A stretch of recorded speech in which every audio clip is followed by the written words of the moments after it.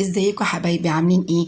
تعالوا النهارده هنعمل مع بعض فراخ مشوية بطريقة سهلة جدا، وهعمل معاكم جلاش بطريقة مختلفة عن كل مرة بعملها معاكم. تعالوا يلا، مش هطول عليكم الفيديو. بصي انا عندي هنا فرخة مقطعاها 8 حتت ومنضفاها كويس جدا بمحلول الملح، ومعايا زيت زيتون ومعايا خل ومعايا طماطم ومعايا بصل ومعايا توابل ومعايا عسل اسود ومعايا ليمون.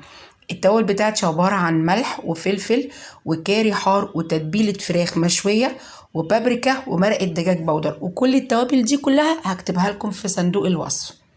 جبت البصل والطماطم عملتهم في الخلاط، بعد ما حطيتهم في الخلاط وعصرتهم بالشكل ده كده هحط عليهم التوابل بتاعتي، وبعد كده انا هعصر عليه الليمون.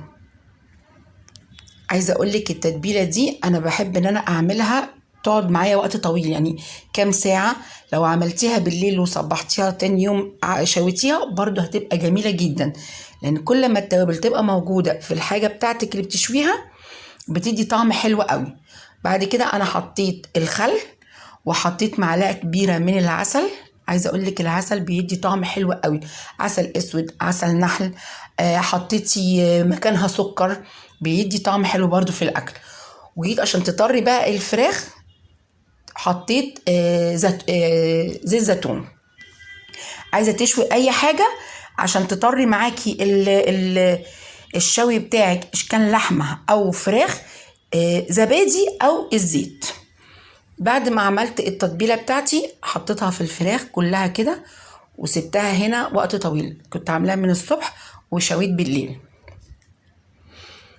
بصي بقى، انت هتشوي اي حاجه على الشبكه تحطي زيت على الشبكه عشان الفراخ بتاعتك ما تلزقش. عملتيها باللي انا بعملها دلوقتي الصينيه وعليها الشبكه، او حطيتيها في الفرن، او عملتيها على اي حاجه حطي زيت على الشبكه بتاعتك علشان خاطر الفراخ ما تلزقش. بعد كده انا بحط ميه سخنه على الصينيه وبدخلها الفرن على الرف الوسط. طبعا النار بتبقى الفرن بتاعك بتوصل اعلى درجه عندك، وبتسيبي طبعا الفرن قبلها سابق ان هو يسخن معاكي قوي. بعد كده انا هبدا اعمل الجلاش بتاعي. حطيت معلقه كبيره من السمنه، وبعد كده مقطعه هنا بصلايه كبيره. اول ما بس تصفر معايا ببدا احط اللحمه المفرومه بتاعتي. عايزه اقول لك انا طريقه الجلاش دي انا عجبتني عن لما بعملها التقليديه، ان انا بفرد كل واحده واحده وعليها سمنه. لا، انا الطريقه دي اللي انا عملتها دي عجبتني قوي، وحسيت ان الجلاش طري جدا وحلو قوي. بصي جربيها وهتعجبك وهتعرفي اللي انا بقوله لك. بصي التوابل بتاعتها بسيطه جدا، عباره عن معلقه صغيره من تتبيله اللحمه، ومعلقه صغيره من حبهان البودر، ومعلقه صغيره قوي من جوز الطيب. وطبعا جوز الطيب دي حسب ما انت حابه، يعني في ناس ما بتحبش تحطه في الاكل يعني. وبعد كده بحط معلقه من البابريكا وملح وفلفل. التوابل بتاعتها بسيطه قوي، وانا برضو هكتب لكم التوابل بتاعت اللحمه المفرومه في صندوق الوصف. بعد كده انا بقعد اقلبها كويس مع بعض لغايه ما تستوي معاكي.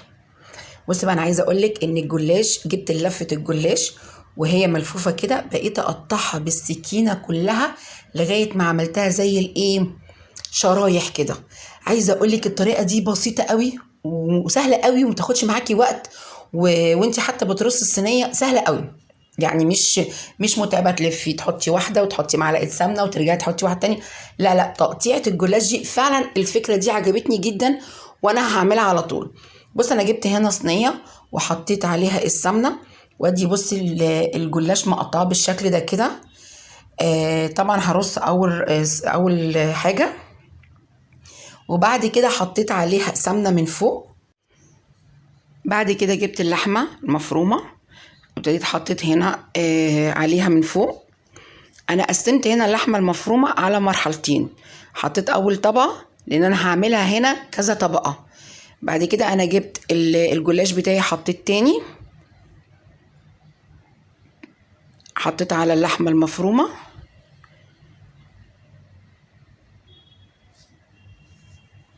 رصيتها بالشكل ده كده. على فكره جربت الطريقه دي، انا عجبتني جدا. بعد كده بقيت اللحمه المفرومه حطيتها عليها،